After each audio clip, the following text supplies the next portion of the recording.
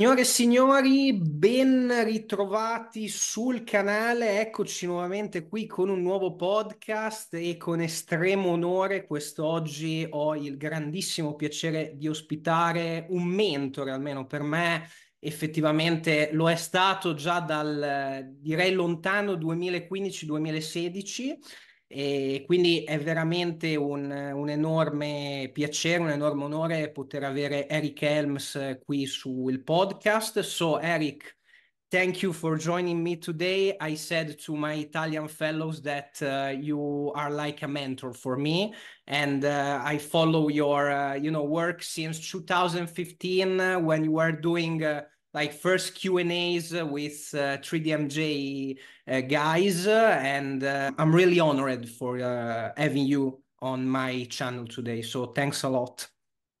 No, a big thank you to you. It's a true privilege to be able to speak to people outside of the English speaking language sphere. So no, I really appreciate you. Thank you, man.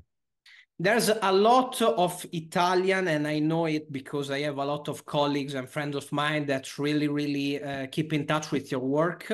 So with everything that goes around 3DMJ, mass research, also your podcast with Eric Trexler, great content.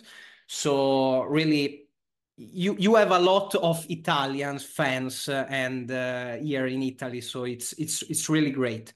So today we will focus about hypertrophy, and we will focus about programming for optimizing it in the long term. So introducing yourself just for the people that maybe don't know you, but I'm pretty sure that almost everyone that follow me also know who you are, but for the ones that don't know who you are, just one minute for just introducing yourself, and then we can start. Absolutely. So yeah, I at the heart of it, I am simply an athlete myself. I've been competing in bodybuilding and strength sport since 2006. So I have done 20-ish powerlifting meets, I think five weightlifting meets, a couple of strongman competitions, one Highland Games competition, and then I think 17 bodybuilding shows. Um, Most recently in 2023, I got my WNBF pro card in the bodybuilding division, which is something I've been striving for my entire career, and competed at Worlds for the first time. And my love of lifting drew me to becoming a personal trainer and then a coach. I started 3DMJ in 2009 with a bunch of other drug-free natural bodybuilders, and I got really interested in the science just as much as the practice. And that's started my academic career, which eventually led me to move from the US to New Zealand to do my eventual PhD and the rest of my work. And now I'm a senior research fellow at the Sports Performance Research Institute, New Zealand, at the Auckland University of Technology. And I'm specifically a sports scientist who looks at strength and physique sports science, acting still as the chief science officer for 3DMJ. And then I began a science communication career along the way, writing my books, which have been I'm very honored to say have been translated into Italian, Muscle and Strength Pyramids, and also doing the monthly research review in Iron Culture, like you mentioned, with Eric Trexler and Omar Youssef. Yeah. And we are waiting for the third edition of the pyramids. They're coming. Okay, They're they're coming, sir. Yeah. really okay. Great. So, Eric, let's start about talking programming, and I will start from this point. So, here in literature, of course, we don't have, the answer for all the questions, of course, but something that seems like probably main driver when we talk about hypertrophy is that as long as we stay on a proximity to failure that is very near or at failure, it's not a matter of how much weight we are using. Of course, if I use a very high weight from the beginning, I will just recruit all the motor units. if I don't use a very high weight, so I will use, let's say 50-40% of my 1 RM. So in past, people was thinking about it's not possible doing hypertrophy by using these light loads, but now we have a lot of credits from the literature that it's possible. But you have to really push the sets to failure or very near from it. So it seems like that basically doing hypertrophy, as long as you keep a very high intensity during your set, it's possible. And even if you use very lightweight. So the first question, where is the benefits of using various rep ranges? And in your opinion, what can be a useful view of this perspective? So I know I can choose basically high or low loads. As long as I go to failure, it's all okay. But is there more to know about this? Great question. And I also love the way you frame that, Nicolo, because you're 100% right. And as we get more and more and more data, we get a little more clarity around this and how the variables interact, because that is essentially the challenge of translating research into practice. It's not understanding just the univariate relationship between, say, rep range and hypertrophy, or load and hypertrophy, or proximity to failure and hypertrophy, or even exercise selection and hypertrophy, but understanding where those things interact and how do we manipulate them in concert so that we can give the best field-based recommendations. And there's an excellent meta-regression, which just went from preprint to being fully peer-reviewed and published, led by Robinson and colleagues, where they took all of the studies where they could extract an estimation of proximity to failure, how many repetitions in reserve that were performed in a study measuring muscle changes and in instituting a resistance training intervention, and then looked at the relationship between hypertrophy and proximity to failure, and then did a ton of moderator analyses and model fitting to get an idea of the interaction between some of these variables. And while the big picture overall findings were exactly what you said, that when we isolate everything just to how effective is that set, with all else held equal statistically, that being closer to failure is likely to stimulate more hypertrophy, there was more to the story. And one of the key factors, like you said, is actually the interaction between proximity to failure and load. If you look at some of the supplementary files and some of the additional analyses they did, you can see they did a graph where they looked at over 60% of 1RM, over 80% of 1RM, and over 100% of, or over 90% of 1RM. And it might be 90, 70, I can't remember, but there was basically light, moderate, and high loads. And you can look at the slope of the relationship. And it's hard to explain this verbally, but if you can imagine visually, when you look at a relationship between, let's say, proximity to failure and then hypertrophy, the steeper the line indicates that the more hypertrophy you're getting, the closer you get to failure. But when they only looked at studies that were light and moderate, that slope was similar. But once they got up to being over, say, 90% of 1RM, you could see that that was actually almost a flat line. And it was less steep in the moderate load condition versus the light. So essentially what they found is that the heavier you train, the less important proximity to failure is for hypertrophy. And if we think about why that might be, and why it might be more important to go close to failure with light and moderate loads, there's probably two main reasons.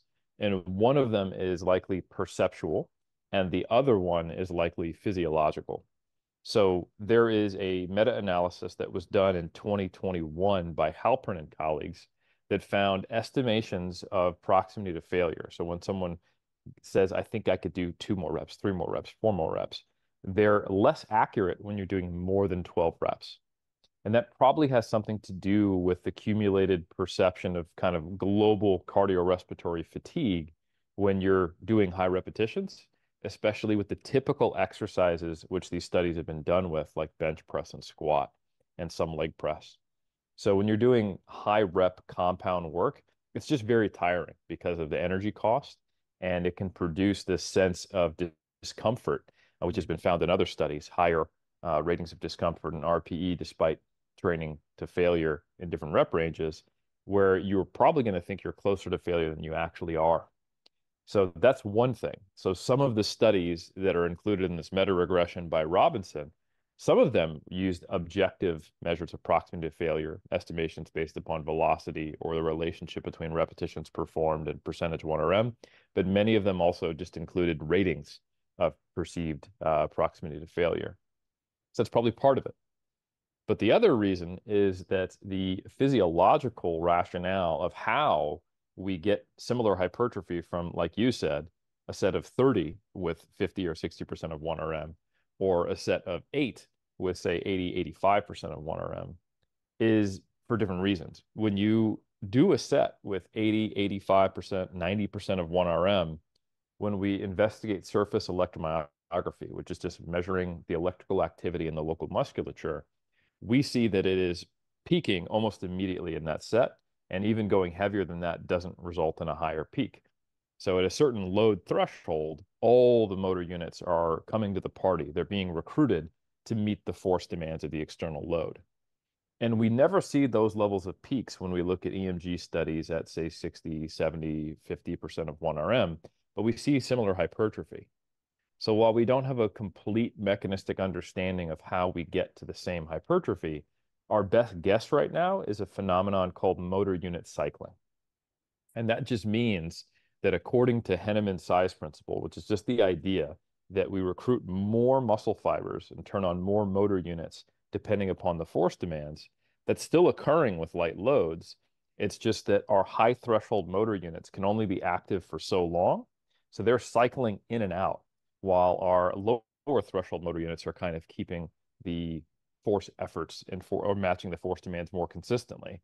And then as you start to see even those slow twitch motor unit hit fatigue, then you get more and more dominance out of those higher threshold and higher threshold and higher threshold motor units, that once you hit failure, you've essentially gotten to the same point as if you were to lift a heavier load, that everything has been recruited. And then one final difference is that you can only go so heavy and still make a set as effective as another set for hypertrophy. The set has to last long enough so that there's a stimulus, not just the activation of these high threshold motor units. And based upon the studies where we've compared moderate loads, say in the 8 to 12 RM range, to the 3 to 5 RM or 2 to 4 RM range, there's a study by Mangine, there's a study by Schoenfeld.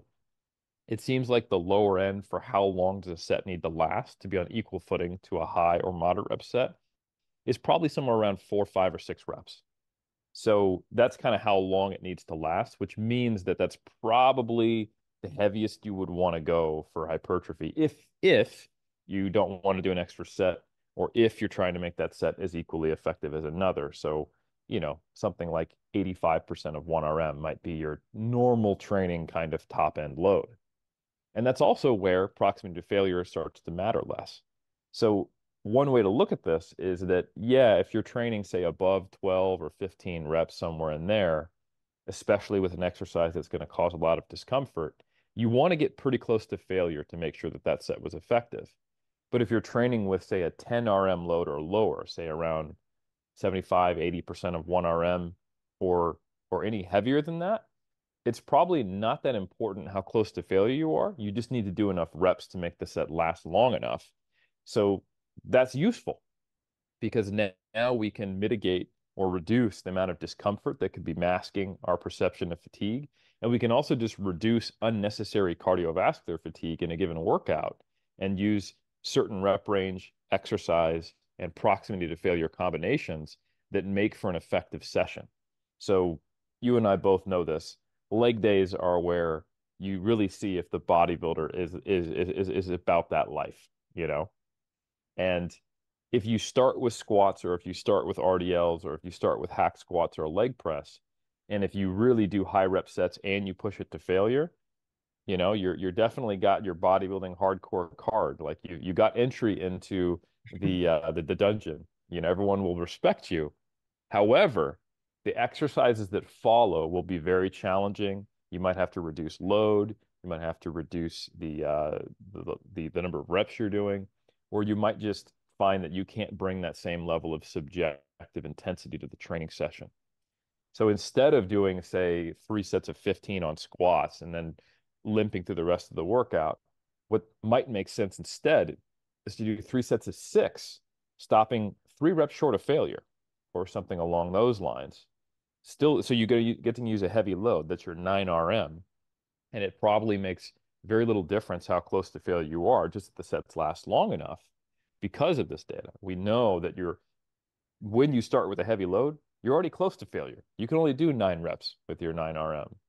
And then from there, as you move on to less taxing exercises that don't train as much muscle at once, this is where you could start to increase the rep ranges, go closer to failure. And that synergizes well with some movements. Like a lot of people will get some patellar pain if they do leg extensions with really high loads. So it's a better fit to say do, sets of 15 to 20 close to failure on a leg extension than it is a squat. So while from the muscle cells perspective, it probably doesn't make a difference, practically in terms of our ability to gauge proximity to failure and to do an entire workout, not just one exercise, there is beneficial opportunities here where we can use different RIR, rep range, and exercise combinations. Great answer. One point is why we call it the hypertrophy rep range, the 6 to 15. That's the reason, because when you basically exit from this range, it's not that you cannot do hypertrophy. It's like less convenient, probably. That's why there's nothing magical on this hypertrophy rep range, but it's like a matter of balancing the weight you're using, the tolerance, also joint tolerance, because if I go with doing a lot of 2-3 reps max, for getting a lot of volume, I will have to do a lot of sets, a lot of working sets, and my joint will suffer, of course. And the exactly opposite. So if I will do like sets of 25, 30 reps, a lot, I will suffer about metabolic fatiguing, and I will probably stop the set before it's really at failure. So that's why most of the exercise is almost in this rep range. So maybe we start, like you said, at 6 to 8 reps for multi-joint exercises when we want to increase also the load and don't want to go to failure. And then we'll probably just go for more high reps set challenges when I can go to failure. And at the end, I will also going beyond failure. So with intensity techniques like drop set, rest pose, and stuff like this. This is basically how I program most of the time for my clients, because they want optimizing hypertrophy. And we know from the data that's probably the best manner in the long term. Well said. Great. So after that, I want to know your point of view about managing volume and intensity during our mesocycles. So let's say we have a new client and we have to start this client with a right amount of volume at the beginning, and then chasing progressive overload during the time. So how do you manage it in the long term, and how it's your idea about setting up a starting point? Yeah, setting up a starting point can be challenging. And you essentially kind of have 2 pathways you can go as an evidence-based practitioner, in my opinion. You have the first pathway, which is probably better, which is if you have confidence in the data that the client brings to you the first time you're working with them, meaning that they have tracked with relative accuracy and consistency the total amount of work they've done previously, and also if they have looked at their rates of progress, when they reach burnout or potential injury, how long they've been training, and you get a decent idea of when things were going well, or when things were plateaued, or when things were not going well and they actually hit a wall, how much work they were doing. And then you can also see some interaction effects with the type of training they did, their frequency, exercise selection, proximity to failure, and loads. Now that I think is a less likely occurrence than we would like it to be as coaches.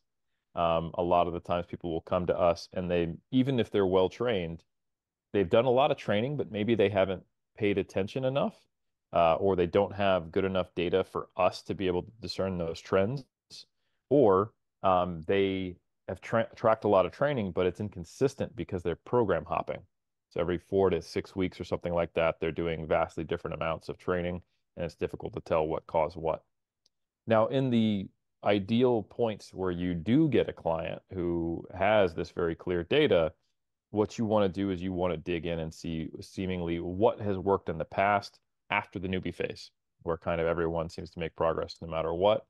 And somewhere around the kind of the bottom end of that is typically where I will set initial volume, and then I will look to make efficiency changes elsewhere. Where can we modify rep ranges, exercise structure within the session as well as within the week? And how do I set up their microcycle and their mesocycles over time and coordinate the exercises between days and distribute their volume in such a way to get the most out of that volume, and then see if we can make progress. And then if they seem to plateau or if they're not making progress, then you have to assess, is this a recovery issue or is it a dosing issue? The recovery issue is when you would do more dose, you know, is when you would not do more dose. If they're not recovering well, then you need to figure out ways to improve recovery, which could be a nutritional issue, could be a sleep issue, or it could be that, oh, actually, this is too much now that we've improved the quote unquote efficiency. And maybe they weren't training hard enough previously, and that was something you corrected, and now that same volume is too much. Or if it is a dosing issue where you see, okay, I've improved efficiency, everything is all good, we're doing this program, and they're recovering quite well, but they're just not progressing, and they feel like they could handle more, that's when you add. So that is all fine and good when you have that background data. But the issue is that most of the time we don't have that data. And that is where it's really useful to start somewhere in the ballpark of what is informed by the big picture research that we have. Similar to that meta-regression by Robinson, we have, a couple of meta-analyses which inform our understanding of volume. There's one in 2017 by Schoenfeld, and there's one in 2022 by Basval and colleagues. And there is also a forthcoming meta-regression by the same group as Robinson, which, because I'm on the PhD thesis committee of the lead author, Josh Pelland, I have seen some of this data, but that it incorporates some of the highest volume studies that have come out in the last few years. We know that there is generally a positive but non-linear trend between sets performed per week per muscle group and hypertrophy. And as I'm going to describe this trend generally, but it doesn't necessarily mean that the final peer-reviewed outcome won't differ.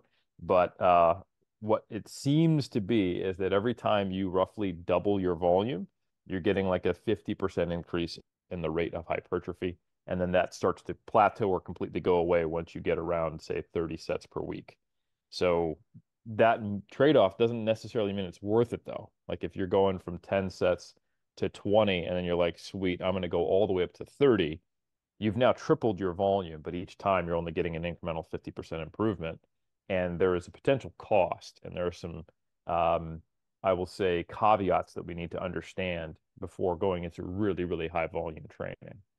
So, and this also generally matches what we see in Basval, which Basval found that for most muscle groups, the plateauing effect occurred in the 12 to 20 set range, and they did not actually meta-analyze lower volumes than that. And Schoenfeld found that the 10 plus set range seemed to maximize the rate of hypertrophy, although it wasn't the same, initial hypertrophy you'd get from the first few sets. So the first handful of sets you do, by far the most effective sets, it diminishes from there. But we see very clear data to indicate that probably somewhere from 10 to 20, and forthcoming data that may indicate you even can keep getting a small marginal benefit from going higher than that, unfortunately. Um, and you did see hints of this in the Basval meta-analysis, even though there was no significant difference for the quads and the biceps.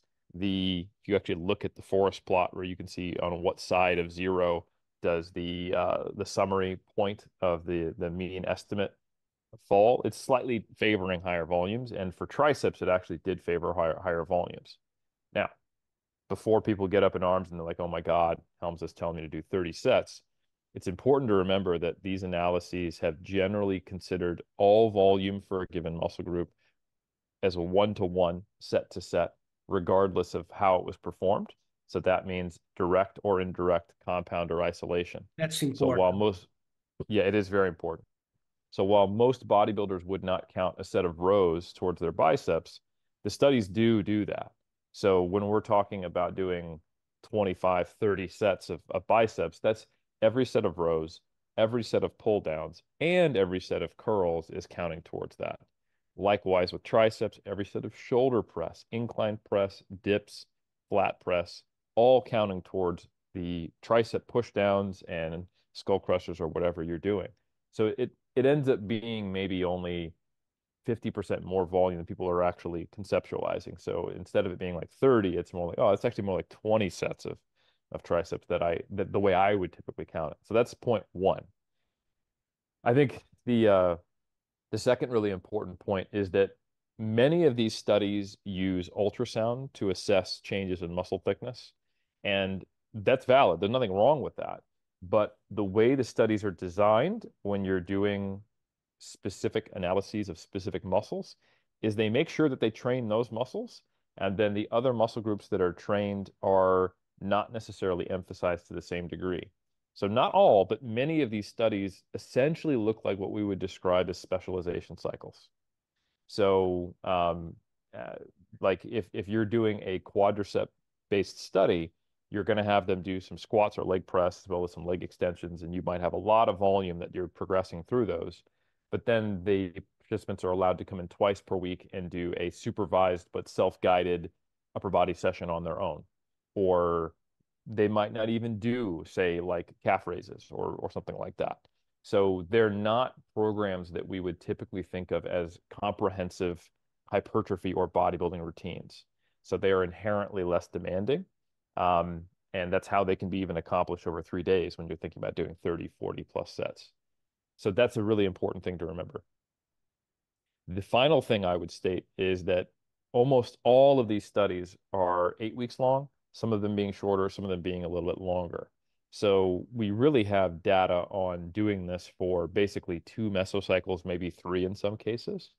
So what we really know is that higher volumes, when you count indirect and direct work for a given muscle group, seem to perform better and better and better to a point, but diminishing and being less return on an investment per set as you get into the highest volumes for a couple of mesocycles in almost specialization style training. I couldn't tell you that based upon research for the next 6 months, you should do 30 sets per muscle group in a full upper lower split, like 6 days a week, upper lower alternating, and then take one day off because that's the only way you're going to get 30 sets per muscle group, right? People interpret it that way. That could be true. I don't know that it's not, but we also have to consider that injury rates are counted in number of hours of training. So typically every 100 or 1,000 hours of training, we count the number of times you get injured. So I think it is important just to remember that the more exposure you have to a stimulus, the more risk there is of injury. And if you're getting more and more and more and more exposure and a diminishing rate of return, there's probably some point in the long run where you might be making better gains because you're just simply incurring less injury at a higher stimulus per set over time, even though you're running into potentially less effective training for the 8 weeks. You might be able to stack more periods of 8 weeks together, not doing that. And there is also some data indicating that in a fatigued state, you're more likely to be hurt. Now, that's in team sport athletes, but I guess the point I'm saying is we don't know for sure that injury rates don't increase disproportionately to the marginal benefits you get from higher set volume when you're doing this. So the most confidence I have as a way to actually institute these very high volumes is what I would describe as specialization cycles. So you might be doing 10 sets per muscle group, except for one or two muscles, which you're doing 20 to 30 sets at a time, and you're rotating through that. So that's generally the way I recommend people do it. And then only really touching those kinds of high volumes once you're at a point where you are past the novice stage. Because we have seen time and time and time again that the biggest factor for getting the highest rates of muscle gain are simply being a novice. And yeah, you might grow better if you did 20 sets as a novice versus 10, but we're already talking about doing really, really well. And I think it's probably much more important to get high quality practice and to set up a program that you are likely to adhere to, enjoy, and that it's a good vehicle for learning how to move better and see that consistent progress and something that is not creating a big stress on you initially as a novice. And then once you hit a plateau going, well, you know what, maybe now is the time for me to consider moving from 10 sets to say 14 or 15. And then again, if I plateau, moving higher than that. Because that meta regression tells us about the population relationship between volume, but there's been many times where we've investigated individual differences in studies, and we see that for whatever reason, whether it's inherent physiological differences between individuals or that some individuals have the environmental support to support higher volumes. I mean, they sleep well, they manage stress well, they have a really solid nutrition plan. They don't have the biomechanics, which leads to joint strain. You know, maybe the exercise selection in that given study is better suited towards their height or limb lengths, and they can handle and respond better to those higher volumes, while other people don't seem to. So we've got these meta-analysis saying higher volume, but we have some individual studies where sometimes we see people doing 6 to 9 sets have a limb that responds better to, say, doing 15 sets. That's a study by DeMoss and colleagues from 2019 that I can think of. So if you're going to do higher volumes, that's fine, and the research does support it, but you probably want to hedge your bets and do it when necessary in specialization cycles, and also monitoring progress and making sure that it is not resulting in a high level of fatigue, pain, et cetera, seemingly higher risks of or higher occurrence rates of strains or joint issues. And I think it's also very important just to be open to the idea that you might still have that same kind of inverted U response that's more of a plateau at this point. We haven't actually seen the other side of the U, but you could be left shifted. You might do just fine with 15 sets as kind of your high end versus most people hitting it at, say, 30 sets. So that's a really important understanding of just the relationship between volume and hypertrophy. That, yes, higher volumes do seem to be associated with higher hypertrophy, but we don't know how sustainable that is because we only have, say, studies that last 12 weeks. And a lot of the times they're not doing comprehensive full body programs. So if you want, from an adherence and sustainability and risk mitigation for injury perspective, to perform higher volumes, it probably should be periodized in some way. Great. Also, another confusing factor also when I talk with, also a lot of colleagues that train clients like me are like, yeah, I add volume guidelines saying like 10 to 20 sets is like a good spot. At least we can start from 10 and go to 20 during our mesocycles. But when I add a set, let's say of quadriceps, I will add 2 sets of squats or 2 sets of leg extension because it matters a lot. So maybe I can go from 10 to 20 by adding, let's say, picking a random example, by adding 10 sets of leg extension. And maybe it's not a lot of really costing in terms of fatiguing. But if I go from 10 to 20 and adding, like, let's say not 10 sets of squat, but just 5 and 5 of leg extension, it's, of course, 20 sets of quads, but it's very different. So that's probably another confusing factor that it's I can go for really high volumes if I always choose an upgrade from the exercises that are like very less taxing, also from a systemic point of view, and just only train local musculature. But when I add in volume from multi-joint exercises, that's probably something that I really have to manage a lot more intelligent, because I probably will incur quickly on a very high level of fatiguing, and I will have to deload prematurely. So in your practice, when you have to, cheesing, it's not like cheesing progressive overload at any cost, because like we were talking in Italy when we had the event, I don't have to pre-plan my progressive overload every week. It's something that has to happen when I adapt from my previous hypertrophy level. So I can now, after weeks and months of training, adding more weight, more volume, more. So but for getting to this point, when you have to programming, adding some volume, let's say 2-3 sets more in a mesocycle from the start to the end. These 3-4 sets more, you will rather having them from multi-joint exercises, from machinery exercises, or maybe 50% and 50%. So how do you manage it? Great question. And this is where the art of coaching meets the science of coaching, in my opinion. Because you're exactly right. If you were to go from 5 sets of squats and 5 sets of leg extensions for your quads, and you decided you wanted to go to 15 sets, there's a big difference between doing 10 sets of squats and 5 sets of leg extensions, or 5 sets of squats and 10 sets of leg extensions. And some of that is very intuitive, because squats are also training your glutes. They're also training your spinal erectors. And because you're supporting the bar on your back, there's a ton of stabilizers that are going on. And therefore, since you're creating these high intensity contractions across multiple muscle groups in your body and coordinating them, and it takes more attentional focus and balance, now you have a more systemically fatiguing exercise and a more mentally fatiguing exercise.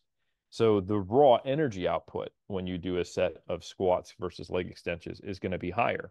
The ATP demand is higher, and you're getting a trade-off there. You can say, well, that was actually quite efficient. In those sets, I got glutes and I got erectors and I got quads from like a bodybuilding perspective, right? Well, when I did the leg extensions, I really only trained my quads. And essentially, you have to assess in the context of the whole program, is that worth it?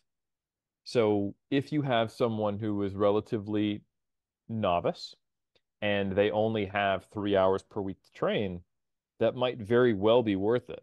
And you're primarily going to be doing your squats because of the time demands you have, and then just a few leg extensions so that you can fit them into the time demands, because you want an exercise that trains the glutes and the quads at the same time, but they have more specific aesthetic hypertrophy goals. We want to get some stimulus for the rectus femoris, which is not trained that effectively. So we're going to have some leg extensions, but we'll do more squats to achieve this increase in volume. However, if you've got someone who is already training 5 or 6 days per week, is a very serious bodybuilder, and they can give you 8 hours per week of training, for example, now you really have to question if you're already pushing kind of the envelope of their recuperative capacity. Like if they're barely recovering from this current program, and you've seen that, I think we can sneak a little more volume in for the quads. Now, this is a really good time point to go, we should probably do leg extensions, because I think they're just barely recovering on their other muscle groups, even though we need to do a little bit more on quads. So I need to find an exercise that is not as systemically fatiguing. And I don't need any more volume on my erectors. I don't need any more volume on my glutes. And I do want more volume on the quads. So something like a sissy squat or something like a leg extension. or something of that nature would be the ideal way to go. So that is something that is not inherently or immediately clear when you read a research study, but when you're looking at an actual client and you're talking to them, you need to have systems in place to capture that information. So some of the monitoring tools that you use become now incredibly important. Do you have qualitative, subjective discussions with your client on at least a block-to-block basis? Do you have them give you a rating of perceived exertion, not just for a given exercise, but also for the whole session? So, for example, I like to get an idea of what is the session RPE, the rating of perceived exertion, for a given day out of 10. Because if I need to flex in a little more volume, or if I want to make a day easier or harder, I need to know where do I have room to do that. So if they have 2 leg days and one of them they're only perceiving at a 6 out of 10 difficulty, but the other one's an 8 out of 10, I'm definitely not going to add those leg extensions on the 8 out of 10 day. I'll probably do it on the 6 out of 10 day. So that's the type of ways that you need to interact with your clients, is you need to get an idea of what are they experiencing, have a discussion with them. Also, where are their time demands? Maybe the reason why that one session is a 6 out of 10 is because they're also not rushed on that day. They can actually take their time. But that 8 out of 10 session, they only have an hour. And you didn't know that. They said, yeah, I can train on Fridays. And you go, great. Here's a workout that you think would actually take an hour and 20 minutes, but they're busting their ass to get it done in an hour. But you didn't know that because you didn't ask. And now they're doing the bare minimum rest times. They're doing antagonist paired sets. They're cutting their warm up short, and they're running out of the gym, after a really brutal leg day.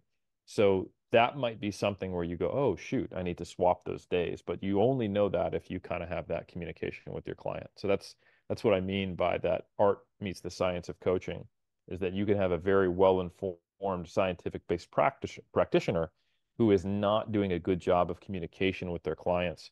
Or sometimes you have a client who just assumes like you're the boss, you don't need to know anything from me, you are the captain, I am the soldier, I'm just going to do whatever you say, not realizing how important it is for them to give you more feedback and more understanding of the logistics. So you need to know what are the time demands on someone, how much time they have to train, what equipment they have available.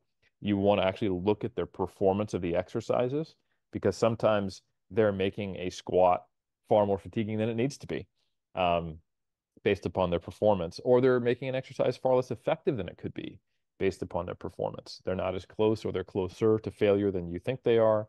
Maybe their biomechanics or prior injury history or joint mobility means that the way they're performing an exercise is not actually giving as much to a given muscle group that you think it is, etc. So you need to basically have a system which by you can evaluate what is actually happening versus what you think is happening, and then how it's being experienced, so that you can make these types of adjustments in a more informed manner.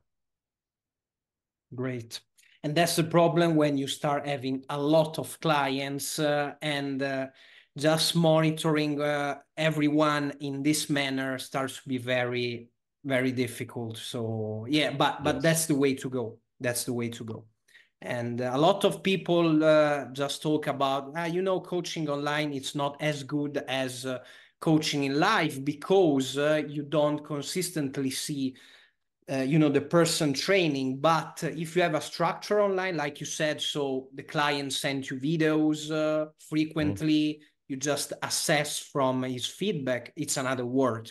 But how many clients do this in a consistent way? Because maybe they start 1-2 months because the motivation is like 100%, but after this time, it's not for everyone. So like I said, for me, coaching online is not for everyone, probably. Yeah.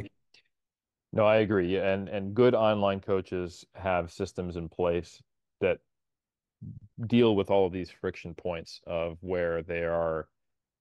Online coaching can be as good as in-person coaching, but you have to know where the potential ways it can be worse are. So getting videos from clients on key lifts, setting an expectation where it's not just text-based, explaining to them which information you want, asking good questions, taking elements of motivational interviewing, occasionally scheduling live in-person discussions, so like you can have them in the same way you would if you were a personal trainer with them in the gym. And doing things to gauge their perception of proximity to failure versus the actual, and yeah, making sure that you're also monitoring some of these other factors like nutrition, sleep, etc. I think is critically important, because having worked as a personal trainer and as an online coach, I can also tell you that sometimes personal trainers get very, very focused on just what they see in front of them. They don't have a spreadsheet where Yeah. all this data is being entered. They're with you, so they don't feel like they need to do that, and they essentially become one-on-one group exercise instructors. I'm going to give you a fun workout. We'll switch it up every time. You're going to have an excellent session. You'll leave the studio feeling great, or tired, whatever you want. And awesome. And next time, at best, I'm just looking at the last week's sheet and I'm going to try to add a rep or add a load. And I've got some progressive overload, but the workouts change. I'm keeping you interested, but there's not actually an assessment where I look at your 7-day average of body weight changes. I'm not looking at your nutrition entries, and I'm not getting a weekly summary of how it went.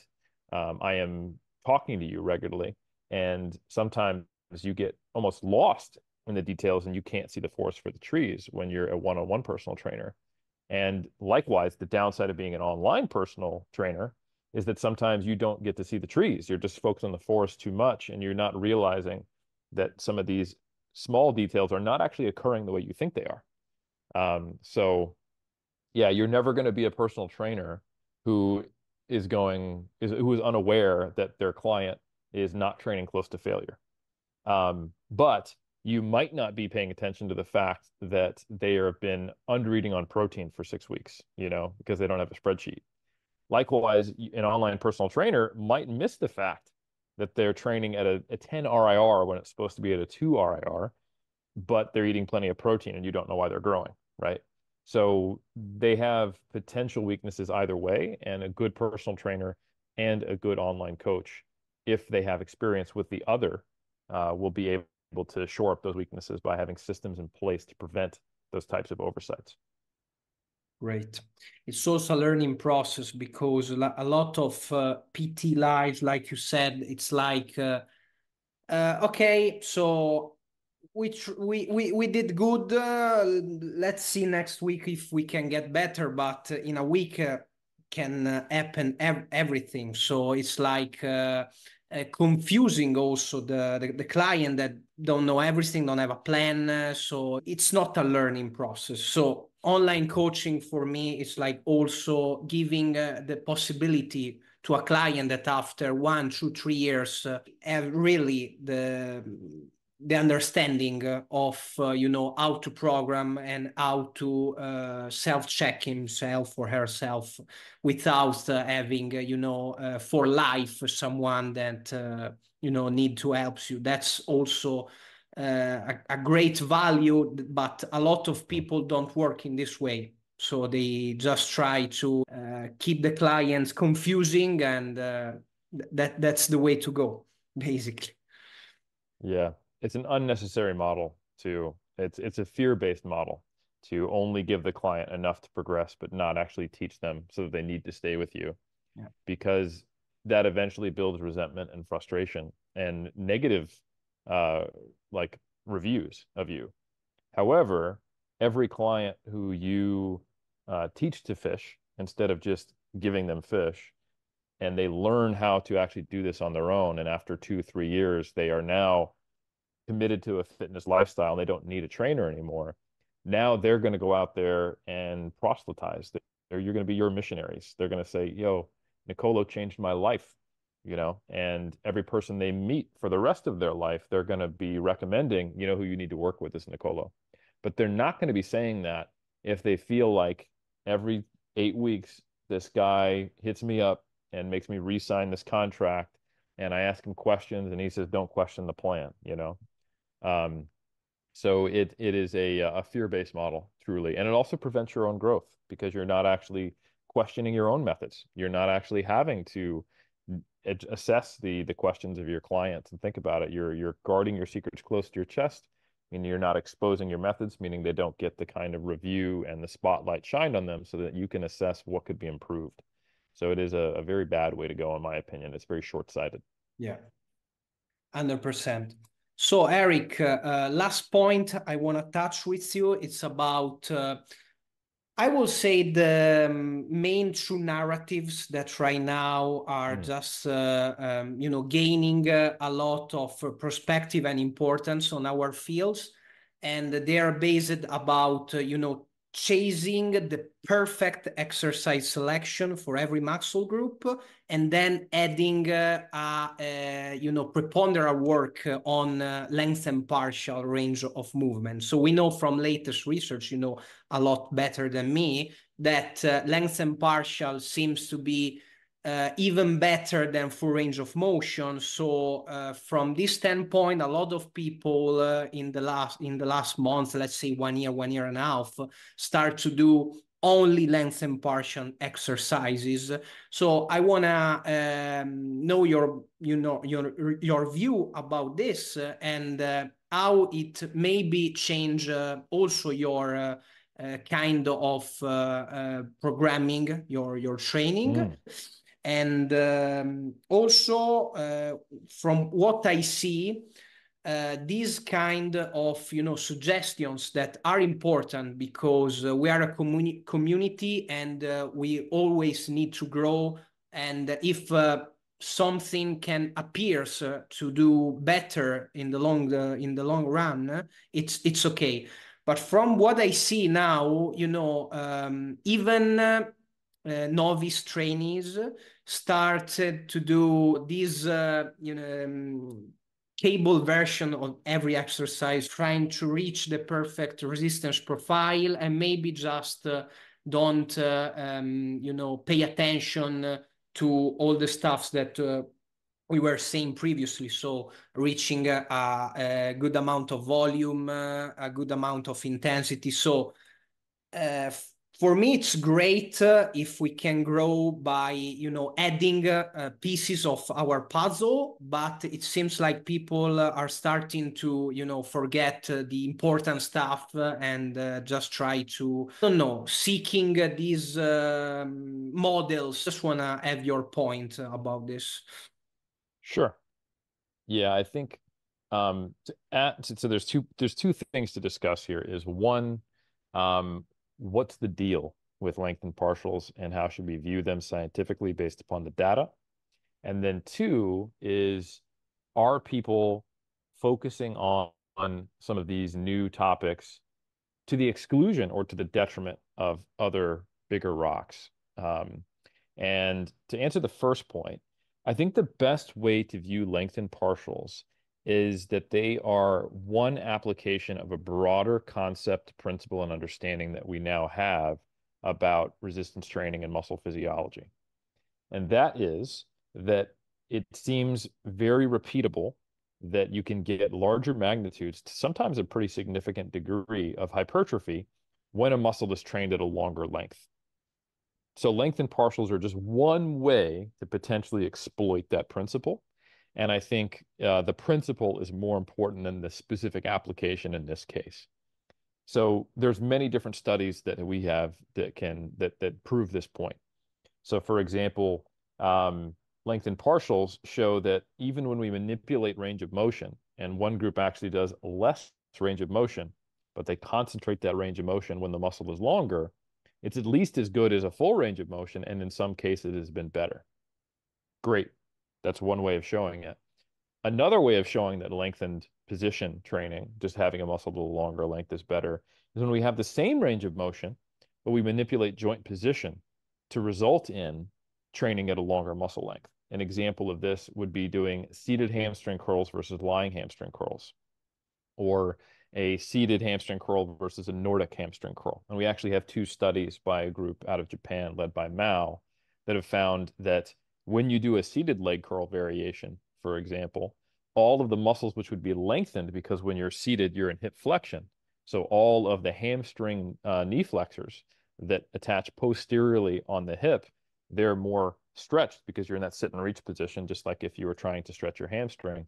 They hypertrophy a good bit more than the other knee flexors, which actually grow slightly better when you're in a lengthened position. So for example, the sartorius is a weak knee flexor that attaches anteriorly on the front of the hip. So when you're in hip flexion, it's actually shortened. But when you're in hip extension, like if you're lying down or standing erect, like in a Nordic hamstring curl or a lying hamstring curl, it's more lengthened. So in both of these two studies by Mao, we see greater sartorius growth in a lying hamstring curl or a Nordic, and we see greater hamstring growth compared to the other muscle groups in the seated position rather than lying. It's a very repeatable phenomenon in that way. We also see this in other ways. When we look at isometric training in shorter or longer positions, the isometric training in a longer muscle group typically results in greater hypertrophy. So this is completely removing range of motion from the question. There's no change in length in the muscle. It's just at a given joint angle, is the muscle more stretched or less stretched? And again, we see that longer muscle length seems to produce greater hypertrophy. So no matter how you slice it, this is very clear. We've got double digit, probably 20 plus studies, if you look across study designs, that demonstrate this is a very important principle. But there's more details to it. There's an important study that came out not too long ago where they compared preacher curls to incline curls. And this is where there's some nuance to this discussion. An incline curl is when you're lying on an incline bench, just like you're going to do an incline chest press, and your arm is behind your body. And because of the attachment, or I should say the origin of the biceps, they are actually a weak shoulder flexor. So that means when you're in shoulder extension, your bicep is a little more stretched. A preacher curl, you're actually lying forward, and typically there's a pad that has your arm out in front of you at about a 45-degree angle or less. So you're now in a little bit of shoulder flexion, meaning that the bicep is shorter. But in this study, these dumbbell preacher curls versus dumbbell incline curls, the preacher curl group actually got better hypertrophy. So they were training in a shortened position based on joint position. So what's going on here? Well, if you think about it, because these are free weights, it is the point when your forearm is parallel to the ground, when the lever arm is longest, at which the external load is exerting the highest torque or the highest tension on your bicep, and your bicep has to produce the most tension. So that doesn't change based upon joint angle. When you're in an incline curl position, your arm is still straight down to the ground. But when you're in a preacher curl position and your arm is out in front of you at a 45-degree, it's already close to being parallel to the ground. So very early on in that contraction with the preacher curl, the tension becomes highest when your forearm is perfectly parallel to the ground. And that is happening at a longer relative muscle length than when that occurs with your elbow at 90 degrees when you're doing an incline curl. So what we've learned from this study is it's not just training at a longer muscle length, but we have to have a high degree of tension at that longer muscle length. Because we have even an earlier study than that where we compared doing preacher curls in both groups, but one group only did the top range of motion and one did the bottom, and the bottom range of motion group did better. So it's not just that preacher curls break the mold or they break the relationship between muscle length and hypertrophy. It's that we need to have tension at that longer muscle length. And if we take an exercise like preacher curls where there is tension at the longer muscle length, and we compare it to a shortened partial or a lengthened partial, the lengthened partial does better. So it's still true, but we need to not only achieve a long muscle length, but also apply tension at that long muscle length. That's one. Yeah. Exactly. So people will sometimes violate this principle because they're focused on just one factor, just trying to get to a longer and longer muscle length. And I think if you took the average person who would come across some of this research, they would expect an incline curl to be better than a preacher curl with a basic understanding of anatomy. But you need to not only have that basic understanding of anatomy, but also have a basic understanding of some of the physics involved, of where is the load placed. So I actually think that some of the changes to cables are not a bad thing when we're talking about, say, back work and free weights. So most people used to do free weight dumbbell lateral raises. I think changing over to cables, like this is an easy exercise to perform, and it's just going to be objectively better because now you have tension at the start and the top that's going to be pretty similar. Yeah, right? yeah. That's a great example of it being kind of idiot proof, as we would say in English. It's hard to mess that up, going from a dumbbell lateral raise to a cable lateral raise. Likewise, if you were doing lying leg curls and you're most interested in growing the actual hamstring, not just all of the knee flexors like the sartorius, going from lying hamstring curls to seated hamstring curls, it's probably going to be better as well. So those are instances where it's really hard to mess up. However, when you're doing something like a lengthened partial, or when you're trying to manipulate cable exercises to get the perfect position, this is where the added complexity requires an added level of knowledge. So some exercises are less likely to benefit from a lengthened partial, and those exercises are those where it is already hardest in the lengthened position. So most pressing exercises, if you think about it, a bench press, if you don't bounce, and especially if you pause at the bottom and reduce the influence of the stretch shortening cycle. And same thing with most quadricep exercises, like say a squat or a leg press, they're hardest the deeper you get. You know, if you were to actually do a pause squat, not a squat with a little bit of a bounce, the stick isn't a little bit out of the hole, it's in the hole.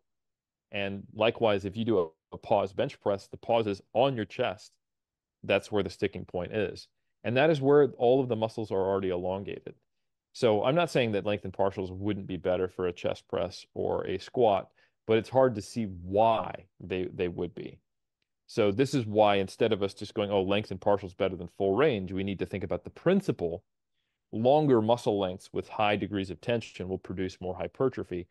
So when and why do I need to use different ways of getting to that? So for example, I think lengthened partials are best on exercises that have the opposite force curve than what you want, where it's very, very easy in a lengthened position and very challenging in a shortened position. So that's a lot of back work. You know, if you think about your typical pull-up, people A go, it lot. doesn't count if you don't. Yeah, Yeah, yeah. Basically, a lot of vertical and horizontal pulls that have ascendant resistance curves. So when the muscle is shortening, you have the most tension. exactly. And these are effectively poor exercises for hypertrophy from that perspective. Like I mean, it's still great movements. Don't get me wrong. I don't want people to think like, oh, I'm never going to do any of these exercises. They need to find the prime equipment or whatever that has these modified cams that can do that. But for example, you have a few ways that you can get around this. So there was a recently published study on um, partial reps to failure. So extending a set. After you get the full range of motion, you keep going until the range of motion essentially decays into nothing. This is done on the calves, but I think the principle probably applies to other muscle groups. You could take your lat pull down sets and still perform them the same way. Like you're trying to get that bar below your chin, just like you'd get your chin over the bar in a pull up, but you don't count it as a set to failure until you can only do 1/3 of the range of motion. So this is now an RPE 10. Like you would do as many full repetition reps as you can, but once you can start getting less, you still count those reps, and then that is what you consider, only pulling 1/3 down from the top of the lateral of the lat pull down as a RPE 10. I think that's one way you could apply this principle. Another way you can apply this principle, which is very simple, is just take your back work or any exercise, like you said, where the muscle is achieving the highest tensions in a shortened position, and just train those to failure all the time. So you could just have a 6 to 8 RPE or 2 to 4 RIR for most of your pressing compounds, at least on your first set. And then your isolation movements, you can train a little closer to failure. But for all of your back work, rows, pull downs, you just train to failure. That way, you're actually getting more tension in that position just by the default of getting closer to failure in the first place. It's more challenging. You're getting more exposures to a lengthened position with higher degrees of fatigue and therefore tension at the fiber level in the muscles.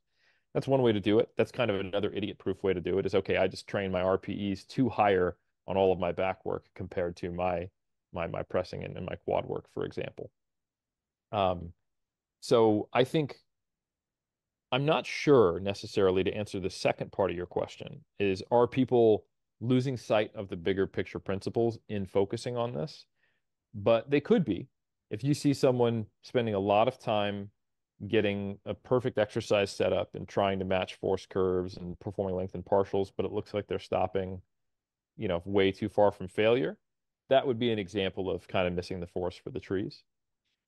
If they seem to have a haphazard setup to their exercise selection, that would be another example. But I think what might also be happening a lot of the time is that people understand the relationship between proximity to failure and volume. It's been maybe said enough. Maybe that is we've made a dent with our education. And now they're like, oh, here's something new that I can do that will make a difference.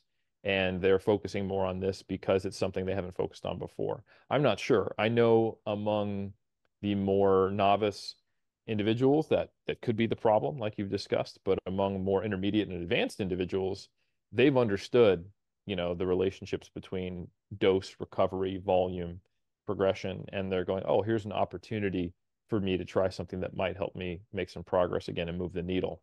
I know that's certainly the case for like myself. I've included a tremendous amount of emphasis on putting tension at higher muscle length through all of these strategies, doing extended sets past failure, going heavier. Here's another way to do it. Use a load on lat pull down that you can only do 50% of the range of motion with, and then just perform that first portion. Or doing, drop sets or rest pause or things like that, where you then shift up in load rather than down, or you try to get more reps in that lengthened position. I think there's a lot of ways to do it. Some simple things too, like doing a lat pull down unilaterally so you can get a little more stretch by reaching across your body and just kind of trying to figure out, all right, well, what's going to result in my initial range of motion being a longer muscle length? How do I get to a higher physiological muscle length? And then, okay, how can I accentuate the tension in these positions? I think if you just simply transpose some basic exercises and apply the same dosing principles, then you're probably good to go. But I do see some people making mistakes like they never perform a lying leg curl again, and they're forgetting that there are knee flexors that attach on the front of the hip that are shortened when you do, a seated leg curl, or doing things like incline curls, but never doing preacher curls again, forgetting that, yeah, you're at a longer muscle length, but there's really no tension there. I think those are probably the The most sticking point obvious is at the mistakes. mid-range. It's not on the length and Exactly. And that's a great way to put it. That's a much simpler way to put it than I did. You want the sticking point ideally to occur in the length and range. And if that's not possible, that is when there's a potential role of a lengthened partial or going to failure with a different definition of where failure occurs, essentially yeah, with yeah. with less range. Great. Okay. Eric, I don't wanna, take you more time. It's been 1 hour, I think. I'm not sure, but almost 1 hour. So I will just wanna end our conversation. If you can give an advice of our listeners, the best advice in terms of programming for hypertrophy, what it will be, the best one, in your opinion. Yeah. Absolutely. I think one of the most important things people can do, and you hinted at this earlier, is that it's important to ensure that there is a system of making progress over time, but don't necessarily be too tied to focusing on overload. So I think a lot of people misunderstand progressive overload. That's probably one of the largest errors, is instead of thinking that I must add weight to the bar every week or I must add a rep, instead use your ability to progress as a diagnostic tool, as a monitoring tool to see whether or not your current dose is appropriate. Because if you're able to add load to the bar or the weight stack or the dumbbell, or you're able to do additional reps at that load, um, or the same reps and same load is now a further proximity to failure, it's gotten easier, that indicates that overload is occurring. And if overload is consistently occurring over time, that should translate into some hypertrophy over time. So don't try to force progression, because sometimes that can result in poor form, where you're actually not getting the same degree of tension, at least in those ideal positions like the lengthened position, or even on the target musculature if you're doing something crazy with like a heave ho lat pull down. So focus more on consistently applying a high level of effort to your training, getting close to failure, doing an appropriate dose, and then assess am I able to increase load? Not am I trying to force increases in load or reps? And if I am able to make this progress, then I'm doing enough right to create consistent overload, and that's a good sign that things are going well.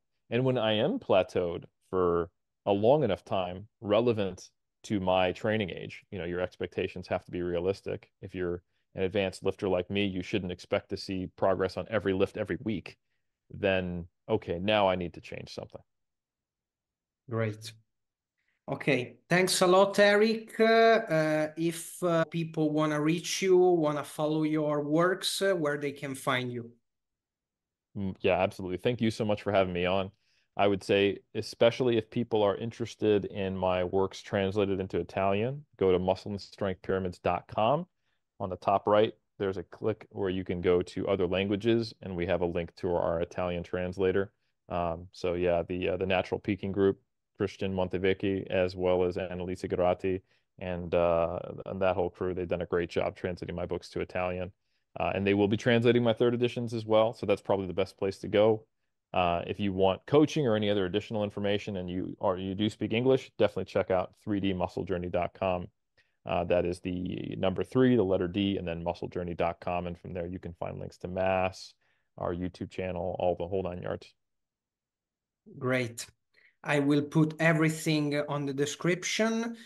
So, Eric, thanks a lot for joining me. I hope that we can get another one in the near future. And I will just end the podcast in Italian by saying, ragazzi, mi raccomando, lasciate un like, commentate qua sotto se avete qualsiasi domanda. Direi che anche Eric è aperto a eventuali risposte. Ci vediamo al prossimo podcast. Buon proseguimento e alla prossima. Thanks a lot, Eric. Thank you. I appreciate your time.